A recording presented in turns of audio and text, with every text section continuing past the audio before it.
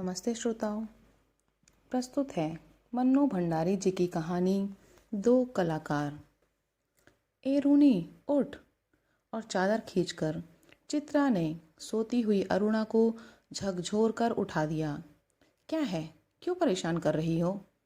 आंख मलते हुए तनिक झुंझलाहट भरे स्वर में अरुणा ने पूछा। चित्रा उसका हाथ पकड़कर खींचती हुई ले गई और अपने नए बनाए हुए चित्र के सामने ले जाकर खड़ा करके बोली, देख, मेरा चित्र पूरा हो गया। ओहो, तो इसे दिखाने के लिए तूने मेरी नींद खराब कर दी, बदतमीज कहीं की। इस चित्र को जरा आँख खोलकर अच्छी तरह तो देख। ना पा गई पहला इनाम तो नाम बदल देना। चित्र को चारों ओर से घुमाते हुए अरुणा बोली, किधर से देखूं, यह तो बता दे। 1000 बार तुझसे कहा कि जिसका चित्र बनाए उसका नाम लिख दिया कर, जिससे गलतफहमी न हुआ करे, वरना तू बनाए हाथी और हम समझे उल्लू। फिर तस्वीर पर आंख गड़ाती हुई बोली, किसी तरह नहीं समझ पा रही हूँ कि 84 लाख योनियों में से आखिर यह किस जीव की तस्वीर है। तो आपको यह कोई जीव नजर आ रहा है? अरे जरा अच्छी तरह देख और समझने की कोशिश कर। यह क्या, इसमें तो सड़क, आदमी, ट्राम, बस, मोटर, मकान सब एक दूसरे पर चढ़ रहे हैं, मानो सबकी खिचड़ी पका कर रख दी हो। क्या घनचक्कर बनाया है? और उसने वह चित्र रख दिया। जरा सोच कर बता कि यह किसका प्रतीक है? तेरी बेवकूफ़ी का। आई है बड़ी प्रतीक वाली। जरा सा दिमाग लगाने की कोशिश करेगी तो समझ में आ जाएगा कि यह चित्र आज की दुनिया के कंफ्यूजन का प्रतीक है। बस हाँ, थोड़ा दिमाग होना ज़रूरी है। चित्रा ने चुटकी ली तो अरुणा भभक उठी।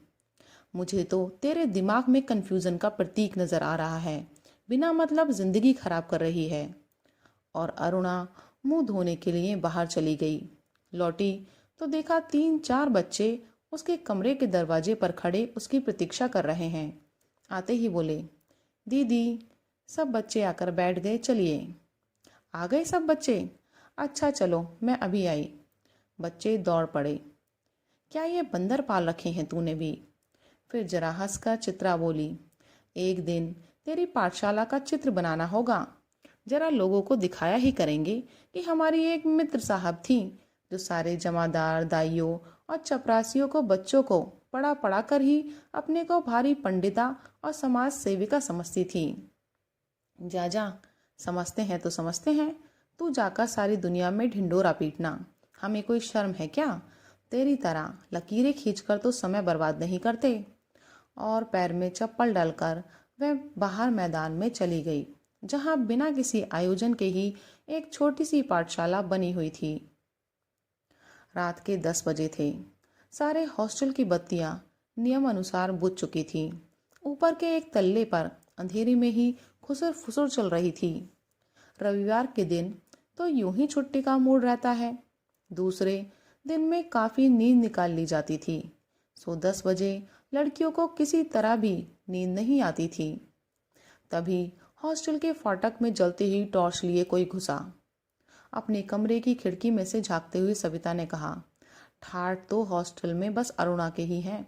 रात 9 बजे लौटो, 10 बजे लौटो, कोई बंधन नहीं। हम लोग तो 10 के बाद बत्ती भी नहीं जला सकते। लौट आई अरुणा दी।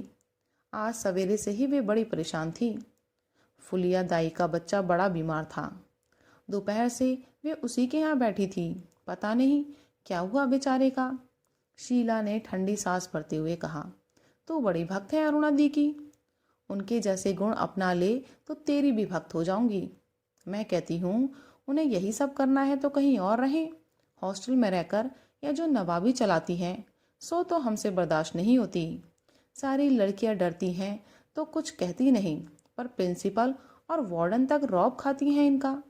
तभी तो सब प्रकार की छूट दे रखी है।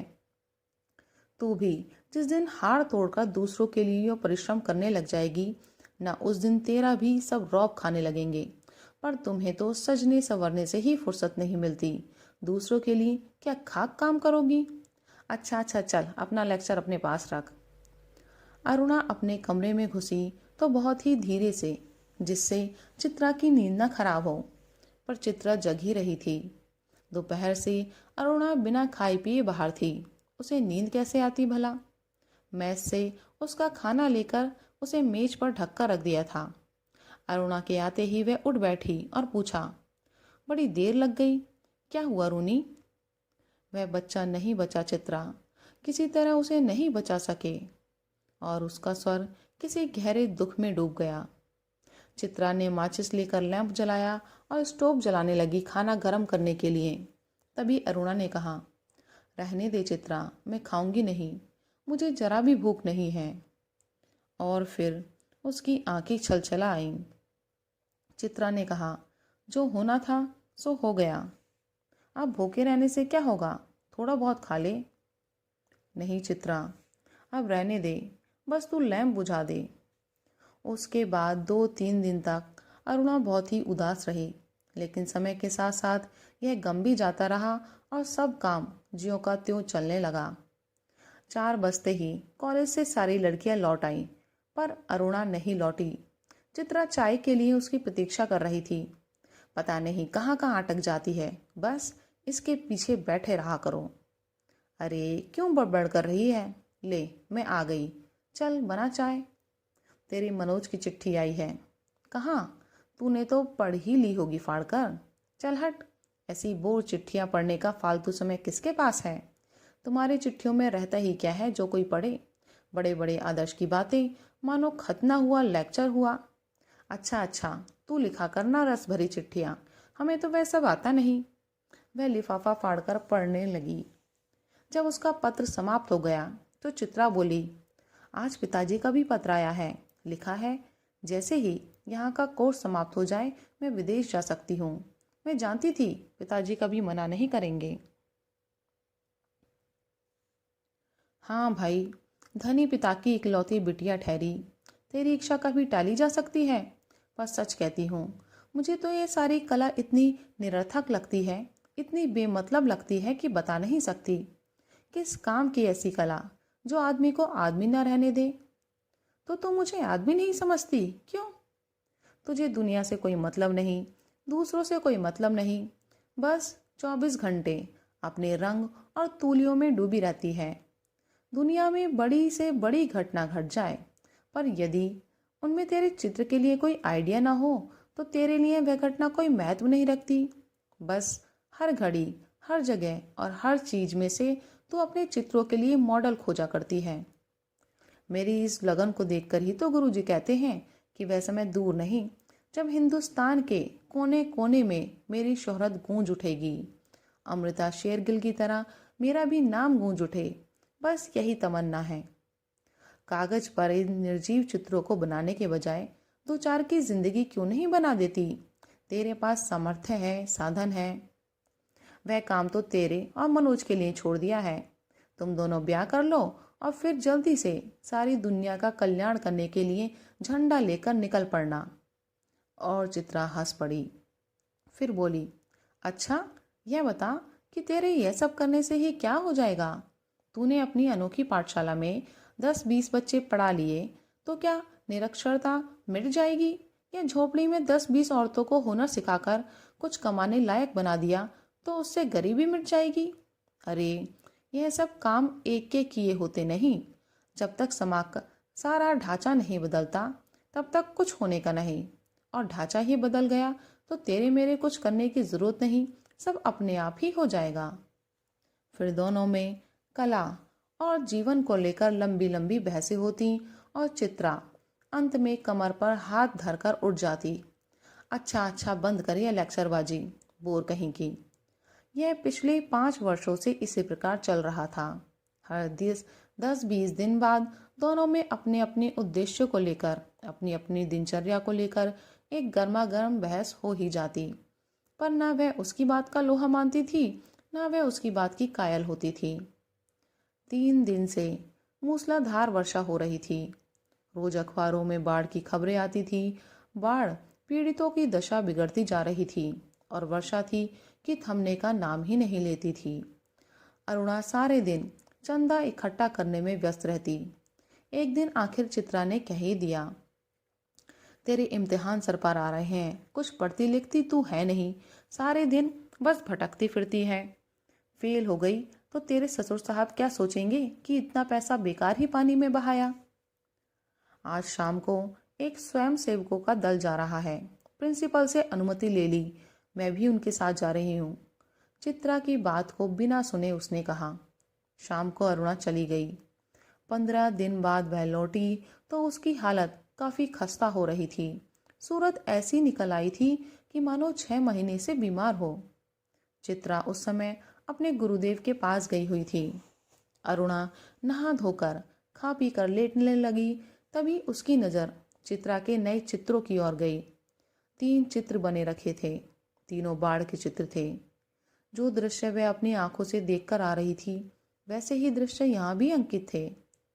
उसका मन जाने कैसा कैसा हो गया। वहां लोगों के जीने के लाले पड़ रहे हैं और उसमें भी इसे चित्रकारी ही सूझती है। और ना जाने कितनी बातें सोचते सोचते वह सो गई। शाम को चित्रा तो अरुणा को देखकर बड़ी प्रसन्न हुई। गनीमत है तू लौट आई। मैं तो सोच रही थी कहीं तू बाढ़ पीड़ितों की सेवा करती ही रह जाए और मैं जाने से पहले तुझसे मिल भी ना पाऊं। क्यों, तेरा जाने का तय हो गया? हाँ, अगले बुध को मैं घर जाऊंगी और बस 1 सप्ताह बाद हिंदुस्तान की सीमा के बाहर पहुंच जाऊंगी। उल्लास उसके स्वर में छलका पड़ा था। सच कह रही है, तू चली जाएगी चित्रा? 6 साल तेरे साथ रहते रहते ये बात ही तो मैं भूल गई थी कि हमको अलग भी होना पड़ेगा। तू चली जाएगी तो मैं कैसे रहूंगी? अरे 2 महीने बाद शादी कर लो, फिर याद भी न रहेगा कि कौन कमबख्त थी चित्रा। बड़ी लालसा थी तेरी शादी में आने की, पर अब तो आ नहीं सकूंगी। अच्छी तरह शादी करना, दोनों मिलकर सारे समाज का और सारे संसार का कल्याण करना। पर अरुणा के कानों में उसकी कोई भी बात नहीं पड़ रही थी। चित्रा के साथ बिताए हुए पिछले 6 सालों के चित्र उसकी आंखों के सामने घूम रहे थे और वह उन्हीं में खोई बैठी रही। क्या सोचने लगी रोनी? मनोज की याद आ गई क्या? चल हट, हर समय का मजाक अच्छा नहीं लगता। उस दिन रात में भी अरुणा अपने और चित्रा के बारे में ही सोचती रही। दोनों के आचार विचार, रहन सहन, रुचि आदि में जमीन आसमान का अंतर था। फिर भी कितना स्नेह था दोनों में। सारा हॉस्टल उनकी मित्रता को ईर्ष्या की नज़र से देखता था। जब उसके बीए के इम्तिहान थे तो चित्रा कितना ख्याल रखती थी उसका। वह अक्सर चित्रा को डांट दिया करती थी, पर कभी उसने बुरा नहीं माना। यही चित्रा अब चली जाएगी बहुत बहुत दूर। ये 2 महीने भी कैसे निकालेगी? और यही सब सोचते सोचते उसे नींद आ गई। आज चित्रा को जाना था। हॉस्टल से उसे बड़ी शानदार विदाई मिली थी। अरुणा सवेरे से ही उसका सारा सामान ठीक कर रही थी। एक एक करके चित्रा सबसे मिल गई। बस गुरुजी के घर की तरफ चल पड़ी। 3 बज गए पर वह लौटी नहीं। अरुणा उसका सारा काम समाप्त करके उसकी राह देख रही थी। और भी कई लड़कियां वहां जमा थी। कुछ बार बार आकर पूछ जाती थी चित्रा लौटी या नहीं। 5 बजे की गाड़ी से वह जाने वाली है। अरुणा ने सोचा वह खुद जाकर देखा है कि आखिर बात क्या हो गई। तभी हड़बड़ाती सी चित्रा ने प्रवेश किया। बड़ी देर हो गई ना, अरे क्या करूं, बस कुछ ऐसा हो गया कि रुकना ही पड़ा। आखिर क्या हो गया ऐसा जो रुकना ही पड़ा? सुने तो 2-3 कंठ एक साथ बोले। गर्ग स्टोर के सामने पेड़ के नीचे अक्सर एक भिखारिनी बैठे रहा करती थी ना, लौटी तो देखा कि वह मरी पड़ी है और उसके दोनों बच्चे उसके सूखे शरीर से चिपककर बुरी तरह रो रहे हैं। जाने क्या था उस सारे दृश्य में कि मैं अपने को रोक नहीं सकी। एक रफ सा स्केच बना ही डाला, बस इसी में इतनी देर हो गई। चर्चा इसी पर चल पड़ी। कैसे मर गई? कल तो उसे देखा था। किसी ने दार्शनिक की मुद्रा में कहा, अरे जिंदगी का क्या भरोसा, मौत कहकर थोड़े आती है, आदि आदि। पर इस सारी चर्चा से अरुणा कब खिसक गई कोई जान ही नहीं पाया। 4:30 बजे चित्रा हॉस्टल के फाटक पर आ गई, पर तब तक अरुणा का कहीं पता नहीं था। बहुत सारी लड़कियां उसे छोड़ने को स्टेशन आई, पर चित्रा की आंखें बराबर अरुणा को ढूंढ रही थी। उसे दृढ़ विश्वास था कि वह इस विदाई की बेला में उससे मिलने जरूर आएगी। 5 भी बज गए। रेल चल पड़ी। अनेक रुमालों ने हिल हिलकर चित्रा को विदाई दी, पर उसकी आंसू भरी आंखें किसी और को ही ढूंढ रही थी। पर अरुणा ना आई सो ना आई। विदेश जाकर चित्रा तन मन से अपने काम में जुट गई। उसकी लगन ने उसकी कला को निखार दिया। विदेशों में उसके चित्रों की धूम मच गई। भिखमंगी और 2 अनाथ बच्चों के उस चित्र की प्रशंसा में तो अखबारों के कॉलम भर गए। शोहरत के ऊंचे कगार पर बैठ चित्रा जैसे अपना पिछला सब कुछ भूल गई। पहले वर्ष तो अरुणा से पत्र व्यवहार बड़े नियमित रूप से चला, फिर कम होते होते एकदम बंद हो गया।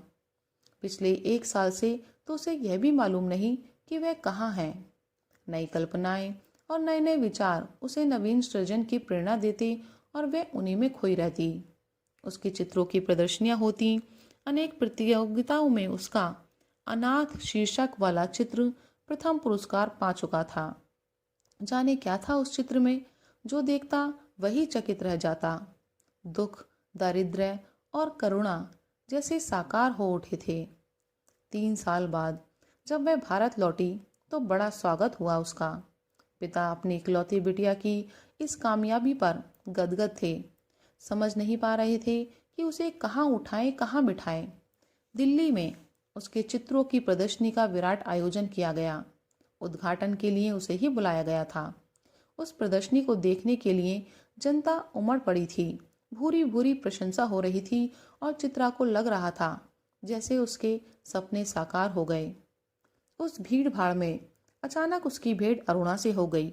रूनी कहकर वे भीड़ की उपस्थिति को भूलकर अरुणा के गले से लिपट गई। तुझे कब से चित्र देखने का शौक हो गया रूनी? चित्रों को नहीं, चित्रा को देखने आई थी। तू तो एकदम भूल ही गई। ये बच्चे किसके हैं? 2 प्यारे से बच्चे अरुणा से सटे खड़े थे। लड़के की उम्र कोई 8 साल की होगी शायद, और लड़की 5 के आसपास की होगी। मेरे बच्चे हैं और किसके? ये तुम्हारी चित्रा मौसी है, नमस्ते करो अपनी मौसी को, अरुणा ने आदेश दिया।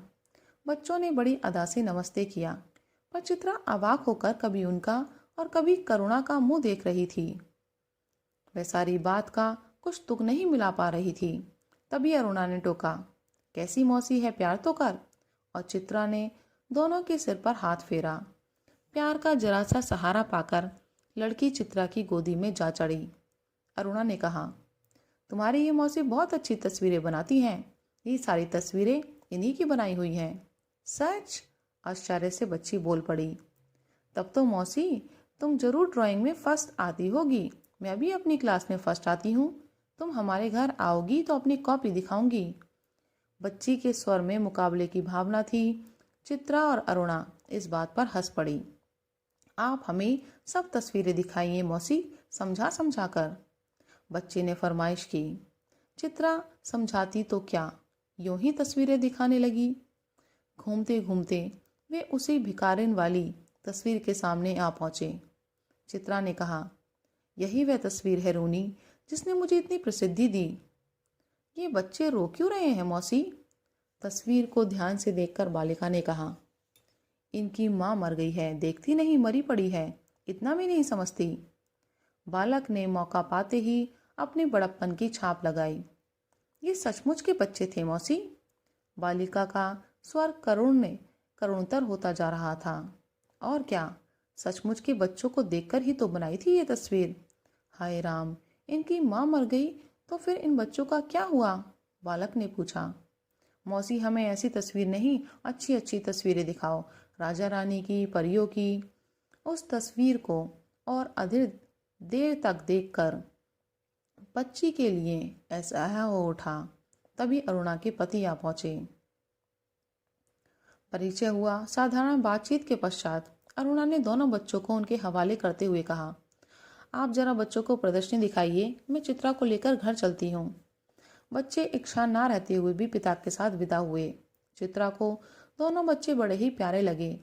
वे उन्हें एकटक देखती रही।